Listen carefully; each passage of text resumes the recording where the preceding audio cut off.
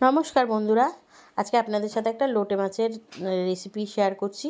এখানে দেখেন পেঁয়াজ কুচিয়ে নিয়েছি, দুটো টমেটো কুচিয়েছি, রসুন কুচিয়ে নিয়েছি, তার সাথে সর্ষের তেল, নুন, হলুদ, জিরের গুঁড়ো, ধনের গুঁড়ো দিয়ে ভালো করে এটাকে আমি মাখবো, যাতে এটার একটা পেঁয়াজের রসটা, টমেটোর রসটা বেরিয়ে আসে। দেখুন কি সুন্দর চটকাচ্ছি আর একদম ওর যে জলটা ছেড়ে দিচ্ছে। এটাকে নরম করে মেখে নিতে হবে। মেখে নিয়ে এর মধ্যে আমি বেগুন, আলু দিয়ে আবার একটু মেখে নেব। এরমভাবে রান্না করবেন, দেখবেন সেই মা ঠাকুমার যেরমভাবে রান্না করতো সেই স্বাদটাই আপনি পাবেন পুরোনো দিনের মতন। তো এরম করে ভালো করে মেখে নিয়ে আমি কিন্তু এখানে কাঁচা লঙ্কা আর শুকনো লঙ্কার গুঁড়ো এখনও দিইনি, কারণ কি আমার হাতে একটু প্রবলেম হয় তার জন্যে। তো এখানে মাছটা, বেগুন আলুটা দিয়েও মাখানোর পরে এবার মাছটা দিয়ে ভালো করে আবার মেখে নিচ্ছি। মেখে নেওয়ার পরে আমি এখানে পরিমাণ মতন জল দেব, খুব একটা বেশি জল দেব না।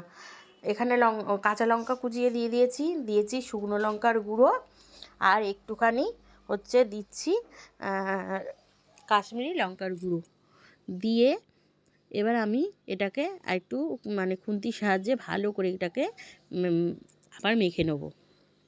পুরো মাখানো হয়ে গেলে দেখুন, মাখানো পুরো আমার হয়ে গেছে। এবার হালকা করে একটু জল দেব। আগেকে কী করতো, সব একসাথে চটকে নিয়ে হাত ধোয়া জল দিত, কিন্তু ওই যে আমার লঙ্কাটা সহ্য হয় না, তার জন্যে আমি এরমভাবে দিলাম।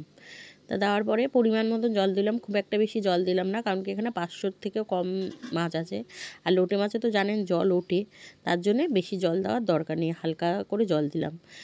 দেখুন কতটা জল দিয়েছি, তারপর মাছেও জল ছেড়েছে, দেখুন কতটা জল বেরিয়েছে। তো এই জলটাকে আমাকে শুকাবো, এখনও হয়নি কিন্তু, তার আগে আমি ধনেপাতা দিয়ে দিচ্ছি। এই জলটা শুকিয়ে গেলে তারপর নামাবো। আর মাঝখানে গ্যাসে বসিয়েছি, সেটাও আপনাদের দেখানো নেই। ঢাকা দিয়ে পুরো কোনো নাড়াচাড়া আমি করিনি, একদম কোনো ঘাই দিইনি, যে ধনেপাতা দিয়েই শুধু একটু করছি ঢাকনাটা খুলে। কোনো নাড়াচাড়া দিলে কিন্তু মাছগুলো সুন্দরভাবে ওরকম গোটাই থাকবে। দিয়ে নাড়াচাড়া দিয়ে এবার পুরোটা শুকিয়েছে না, সেটা আপনাদের সাথেও শেয়ার করতে পারিনি। তা তরকারির লুকটা দেখুন কত সুন্দর হয়েছে। তো এরমভাবে রান্না করলে আশা করছি আপনাদের ভালো লাগবে। আর ভিডিও যদি ভালো লেগে থাকে আমার চ্যানেলটাকে সাবস্ক্রাইব করবেন, লাইক করবেন। আজকের মতন টাটা, আবার কালকে নতুন ভিডিও নিয়ে আসবো।